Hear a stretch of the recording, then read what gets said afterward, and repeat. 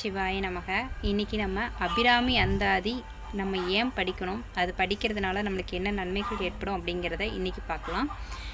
இந்த மனிதனாக பிறந்த யாருக்குமே ஏதாவது ஒரு கஷ்டம் இருந்துக்கிட்டே இருக்கும். அந்த கஷ்டத்தை மாற்றக்கூடியது தான், அதாவது இந்த பதிகமே பார்த்திங்கன்னா விதியை மாற்றக்கூடியது தான் இந்த பதிகமே. அப்போ நம்மளுக்கு என்ன விதி நம்ம அனுபவிக்கிறதுக்காக வாங்கிட்டு வந்திருக்கிறோமோ அந்த விதியவே மாற்றக்கூடியதான் இந்த அபிராமி அந்தாதி. முதல்ல நம்ம கணபதி காப்பை தான் நம்ம படிக்கணும். அதுக்கப்புறம்தான் அதுக்கு அடுத்து இருக்கிற அபிராமி அந்தாதி பதிகத்தை நம்ம பாராயணம் செய்யணும். சரி, அந்த முதல் வரி என்ன அப்படிங்கிறத சொல்கிறேன்.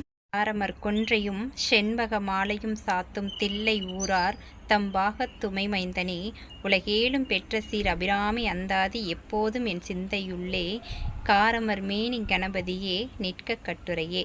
இந்த பாடல் வரிகளில் தொடங்கி தான் நம்ம அடுத்தடுத்த அபிராமி அந்தாதியை நம்ம பாட ஆரம்பிக்கணும். சிவாய நமக.